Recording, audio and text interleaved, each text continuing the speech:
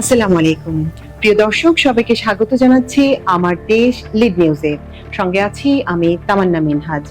আমাদের আজকের লিড নিউজটির শিরোনাম: আত্মগোপনে থাকা মেজর জিয়াউলের সাক্ষাৎকার, ইন্ডিয়ান এয়ারফোর্স রেডি, সাবধানে কথা বলো। আজকের লিড নিউজটি লিখেছেন অলিউল্লাহ নোমান ও আবু সুফিয়ান। পিলখানা হত্যাকাণ্ডে ভারত জড়িত ছিল তা ঘটনার কদিনের মধ্যেই পরিষ্কার হয়ে যায়। যেসব অফিসার বেঁচে ফিরেছিলেন তাদের পরিবারের সদস্য ও 46 ব্রিগেড সহ অন্যান্য ব্রিগেডের যেসব অফিসার পরে রিকভারি অভিযানে গিয়েছিলেন তারা এসব বিষয়ে পরবর্তী সময় অনেক তথ্য প্রকাশ করেছেন। সেদিন সেনাকুঞ্জে শেখ হাসিনার সঙ্গে মিটিংয়েই একাধিক সিনিয়র অফিসার সংক্ষুব্ধদের ধমক দিয়ে চুপ থাকতে হুকুম দেন। এ সময় হুমকি দিয়ে বলা হয়, আক্রমণের জন্য ইন্ডিয়ান ফোর্স রেডি, সাবধানে কথা বলো। পিলখানা মিশনের পর ভারত শেখ হাসিনাকে রেস্কিউ মিশনের প্রস্তুতিও নিয়ে রেখেছিল। পরে ক্ষুব্ধ সেনাদের কাউকে কাউকে ইস্তফা দিতে বাধ্য করা হয়, আবার কাউকে দেয়া হয় বাধ্যতামূলক অবসর, কাউকে কাউকে নির্যাতন করা হয়েছে। পিলখানা হত্যাকাণ্ডের পর বাংলাদেশ ভারতের আধিপত্যবাদ জেঁকে বসে। ৩৬ জুলাইয়ের পর আধিপত্যবাদের এই শৃঙ্খল ভেঙে চুরমার হয়ে যায়। সম্প্রতি আত্মগোপনে থাকা অবস্থায় আমার দেশের সঙ্গে জুমে যুক্ত হয়ে এক সাক্ষাৎকারে এসব কথা বলেন সেনা কর্মকর্তা সৈয়দ মোহাম্মদ জিয়াউল হক, যিনি মেজর জিয়াউল নামে বেশি পরিচিত। ২০১২ সালের জানুয়ারিতে তার নামটি উঠে আসে গণমাধ্যমে। ফ্যাসিবাদী সরকারের বয়ান ও আওয়ামী লীগ মিডিয়ায় প্রচারণা অনুযায়ী জিয়াউল হলেন দুর্ধর্ষ জঙ্গি। ২০১২ সালের ৯ জানুয়ারি সেনাবাহিনীর ঊর্ধ্বতন অফিসাররা এক সংবাদ সম্মেলনে জানিয়েছিলেন তারা একটি অভ্যুত্থান ঠেকিয়ে দিতে সক্ষম হয়েছেন। কথিত সেই অভ্যুত্থানের সঙ্গেও উঠে এসেছিল তার নাম। কখনো তাকে বলা হয়েছে নিষিদ্ধ হিজবুত তাহরিরের নেতা, কখনো বা বলা হয়েছে কথিত আনসারুল্লাহ বাংলা টিমের সদস্যদের সামরিক ট্রেনিং দাতা। দেশের সরকারি বাহিনীগুলো দিয়ে জঙ্গি নাটক সাজিয়ে প্রচারণা চালানো হতো মেজর জিয়াউল ট্রেনিং দিয়েছেন তাদের। এক পর্যায়ে জিয়াউলকে ধরিয়ে দিতে পারলে ৪০ লাখ টাকা পুরস্কার ঘোষণা করেছিল স্বরাষ্ট্র মন্ত্রণালয়। জিয়াউল হক সিলেট বিভাগের মৌলভীবাজার জেলার মোস্তফাপুরে জন্মগ্রহণ করেন। তার বাবা সৈয়দ জিল্লুল হক একজন ব্যবসায়ী। বাংলাদেশ মিলিটারি একাডেমির ৪১তম দীর্ঘ কোর্সের মাধ্যমে সেনাবাহিনীতে যোগদান করেন জিয়াউল। সিলেট ক্যাডেট কলেজের এ ছাত্র সেনাবাহিনীতে প্রথম ধাপেই ট্রেনিং শেষ করে সর্বোচ্চ সম্মান সোর্ড অফ অনার লাভ করেছিলেন। তিনি military institute of science and টেকনোলজিতে পড়াশোনা করেন। সেনাবাহিনীতে কমিশন পাওয়ার পর তিনি পার্বত্য অঞ্চলের ২৬ ইস্ট বেঙ্গল রেজিমেন্টের সঙ্গে প্রায় ১.৫ বছর ছিলেন। তারপর ময়মনসিংহ ইউনিট সহ পোস্টিং হয়। পরে খাগড়াছড়িতে এবং বান্দরবানে তার ইউনিটের সঙ্গে দায়িত্ব পালন করেছেন। ২০১১ সালের ডিসেম্বরের শেষ সপ্তাহ থেকে সেনাবাহিনীর এই ব্রিলিয়ান্ট অফিসার নিখোঁজ ছিলেন। নিখোঁজ জিয়াউলকে নিয়ে ২০১২ সালের ১ জানুয়ারি আমার দেশ একটি প্রতিবেদন প্রকাশ করেছিল মেজর জিয়াকে নিয়ে রহস্য শিরোনামে। জুমে আমার দেশের সঙ্গে মেজর জিয়াউল পুরনো দিনের কথা বলেছিলেন প্রাণ খুলে, জানিয়েছিলেন তাকে অপহরণের চেষ্টা ও অপহরণকারী সেনাদের বোকা বানিয়ে পালিয়ে বাঁচার কৌশল সম্পর্কে। কেন জিয়াউলকে সেনাবাহিনী থেকে পালিয়ে যেতে হয়েছিল সে প্রশ্ন রাখা হয়েছিল তার কাছে। জিয়াউল তখন অনেক অজানা কথা বলেন। তিনি বলেন ২০০৯ সালের ফেব্রুয়ারিতে পিলখানায় সেনা হত্যাকাণ্ডের ঘটনা ঘটে। এতে সেনাবাহিনীর অফিসাররা ছিলেন সংক্ষুব্ধ। পরবর্তী সময় সংক্ষুব্ধ অফিসারদের সেনাবাহিনী থেকে চাকরিচ্যুত করা হয়েছিল। জিয়াউলের ভাষ্য অনুযায়ী ভারতীয় গোয়েন্দা সংস্থা রিসার্চ অ্যান্ড অ্যানালাইসিস উইং ও ডিজিএফআই এর সমন্বিত চেষ্টায় সে সময় দেশপ্রেমিক অনেক সামরিক অফিসারকে চাকরিচ্যুত করা হয়। তার দাবি অপারেশন স্টিং এর মতো কৌশল প্রয়োগ করে ৬০ থেকে ৭০ জন অফিসারকে চাকরিচ্যুত করার পাশাপাশি অনেককে অন্তরীণ করেও রাখা হয়েছিল। সম্প্রতি অন্তর্বর্তী সরকারের আইন স্বরাষ্ট্র মন্ত্রণালয় আইজিপি বরাবর মেজর জিয়াউল তার মামলা প্রত্যাহারের জন্য আবেদন করে চিঠি দিয়েছেন। চিঠির অনুলিপি আমার দেশের সংগ্রহে রয়েছে।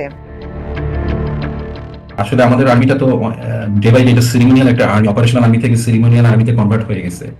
এখন বর্তমানে আপনার ১২ মাসে ১৩ পার্বণ পালন হয়। তো দেখা যায় যে অপারেশনাল এবং ইফেক্টিভ কাজকর্ম কম, কিন্তু অন্যান্য যেটাকে বলা যায় যে যেসব কাজের তেমন কোনো ইম্প্যাক্ট নাই ইন দি লং রান এবং দেশের ইয়ের সাথে, সেগুলাতে বেশি জোর দেওয়া হয়। এটা ইন্ডিয়ানই একটা পলিসি। সেটার কারণেই ডে বাই ডে আর্মিকে যাতে যত বেশি পারা যায় যে নন অপারেশনাল করা যায়, এইটার প্ল্যানে আর কি কাজ চলতেছে। ইভেন এখনো এটা রানিং। শেখ হাসিনা শাসনামলে বাংলাদেশ সেনাবাহিনীতে ভারতীয় আধিপত্যের বিষয়টি নিয়ে আপনার এমন ব্যাখ্যার পেছনে যৌক্তিক কি কারণ থাকতে পারে? এই প্রশ্ন করা হলে তার জবাবে জিয়াউল বলেন, মূল কারণ যদি বলি, বাংলাদেশের শত্রু রাষ্ট্র কে? প্রথম পয়েন্ট হবে এটি, কারণ বাংলাদেশ আর্মিকে অপারেশনাল আর্মি থেকে একটি সেরিমোনিয়াল আর্মিতে পরিণত করে এবং এর কার্যকারিতা কমিয়ে দিলে লাভ কার? কারা এই পিলখানা হত্যাকাণ্ডের মাধ্যমে আর্মির এত অফিসারদের শহীদ করে দিয়েছে? কারা আর্মি অফিসারদের মধ্যে পারস্পরিক অবিশ্বাস ও অনাস্থা সৃষ্টি করলো সৈনিকদের মধ্যে, এমনকি বিডিআরদের মধ্যে? এটা তো 2009 সালে পিলখানা গণহত্যার আগে থেকেই সবকিছু স্পষ্ট। বাংলাদেশের স্বাধীনতা রক্ষার জন্য যেসব ফোর্স কাজ করে তাদের দুর্বল করাই ছিল নর্মাল স্ট্র্যাটেজি। ডিপ্লোম্যাটিক্যালি এবং এদেশের এজেন্টদের মাধ্যমে এই কাজটি করা হচ্ছিল। বাংলাদেশের আর্মি ও দেশের মানুষের ধর্মীয় মূল্যবোধের যে চিন্তা চেতনা রয়েছে, এই দুটি ফোর্সকে দুর্বল করার চেষ্টা করেছে ভারত। সেনাবাহিনীতে জঙ্গিবাদের প্রচার চালিয়ে এক ঢিলে দুই পাখি মারার অপচেষ্টা করা হয়েছে। অনেক আগে থেকেই তো তারা ডিক্লেয়ার করে রেখেছে অখণ্ড ভারতের ধারণা। নেহেরু ডক্ট্রিনেও এটা আছে, বিজেপিরও প্রজেক্ট এটা। তাদের সিনিয়র পলিটিক্যাল লিডাররা এটা প্রকাশ্যেই বলেন। তাদের পার্লামেন্টেও তারা অখণ্ড ভারতের মানচিত্র রেখেছে এবং তারা এটা নিয়ে সবসময় কাজ করে, কথা বলে। তারা ক্রমাগতভাবে এর পেছনে কাজ করে যাচ্ছে। তারা অনেক সিরিয়াস। এটা শুধু রাজনৈতিক কথার কথা বলে মনে না করে সিরিয়াসলি ভাবতে হবে। বাংলাদেশের প্রতিরক্ষার জন্য বাংলাদেশ আর্মিকে নন অপারেশনাল করার প্রসেস সবসময় চালিয়েছে তারা, এবং এটা ভারতীয় আধিপত্যবাদেরই একটি অংশ। এরপর তাকে প্রশ্ন করা হয়, আপনার কথা যদি সামারি করা হয় তাহলে ভারতের ষড়যন্ত্রে বাংলাদেশ আর্মিকে নন অপারেশনাল করার একটা প্রক্রিয়া চলছে, এটাই কি বলতে চাইছেন? উত্তরে জিয়াউল বলেন, জি অবশ্যই প্রক্রিয়া চলছিল এবং আমি বলতে চাই এখনো কিছুটা চলছে। এখন যে তা শেষ হয়ে গেছে এমন নয়। অপারেশনাল কাজের চেয়ে নন অপারেশনাল কাজ বেশি সেনাবাহিনীতে। এরপর তাকে প্রশ্ন করা হয়, পিলখানা হত্যাকাণ্ডের সময় আপনি কোন দায়িত্বে ছিলেন এবং আপনার ওয়ার্কিং স্টেশন কোথায় ছিল? জবাবে জিয়াউল বলেন, বিডিআর এর ওই হত্যাকাণ্ডের সময়ও আমি এমআইএসটি তে ছিলাম। এমআইএসটি তে আমরা স্টুডেন্ট অফিসার ছিলাম। তো সেই সময় আমাদের অনেক স্টুডেন্ট অফিসার, তো যেটা বলতেছিলাম যে আমি তখন বনানী ক্যান্টনমেন্টে থাকতাম, এই যে আপনার নেভি হেডকোয়ার্টারের পাশে যেটা আর কি। তো আমরা এরপরে যে আর্মি সেনাকুঞ্জে যে মিটিংটা হয়েছিল, যেখানে the then prime minister Sheikh Hasina আসছিলেন দিল্লির বান্দি, তো উনি সহ ওনার উপস্থিত যে মিটিংটা ছিল সেখানে আমরাও ছিলাম, আমি নিজেও ছিলাম, প্লাস আমাদের অন্যান্য এমএসটি আমরা যেসব অফিসাররা বনানীতে থাকতাম তারাও ছিলাম, সেখানে গেছিলাম এবং সেই ইভেন্টে ছিলাম এবং তার পরবর্তীতে প্রত্যেকটা ইভেন্টই দেখা হয়েছে আর কি। সবকিছু সিএমএইচে যখন একের পরে আপনার অফিসারদের লাশ আসতেছিল, ডেড বডি আসতেছিল, সেগুলো দেখা হয়েছে, রিসিভ করা হয়েছে, এভাবে আর কি। তো পুরো ঘটনাটা আমাদের চোখের সামনেই ঘটছে। এরপর জিয়াউলকে প্রশ্ন করা হয়েছিল, আপনারা কি বিশ্বাস করতেন পিলখানা হত্যাকাণ্ডে ভারত জড়িত? জবাবে জিয়াউল বলেন, এটা তো ঘটনার কদিনের মধ্যেই পরিষ্কার হয়েছিল। যেসব অফিসার বেঁচে ফিরেছিলেন তাদের পরিবারের সদস্যরা ও 46 ব্রিগেড সহ অন্যান্য ব্রিগেডের যেসব অফিসার পরে রিকভারি অপারেশনে গিয়েছিলেন, তারা এসব বিষয়ে পরবর্তী সময় অনেক তথ্য প্রকাশ করেছেন। সবার কাছ থেকে ইনফরমেশন আমরা তখনই জানতে পেরেছিলাম। এমনকি আমি যে বললাম সেনাকুঞ্জে মিটিংটি হয়েছিল, সেখানেও সিনিয়র অফিসাররা বলছিলেন চুপ থাকো, কারণ already Indian army air force ready, সাবধানে কথা বলো, ইন্টারভেন করার জন্য তারা রেডি। সুতরাং এই লেভেলের ভয় আমাদের তখনই দেখানো হয়েছিল। জিয়াউল আরো বলেন, সেদিন সেনাকুঞ্জে ওই মিটিং এ একাধিক সিনিয়র অফিসার আমাদের বলতে লাগলেন, দেখো ভাই, আমাদের চুপ থাকতে হবে, বেশি কিছু করা যাবে না, বেশি উত্তেজিত হওয়া যাবে না, কারণ ভারত তো অলরেডি তাদের এয়ারফোর্স রেডি করে রেখেছে, তারা কিন্তু যে কোনো সময় আসতে পারে।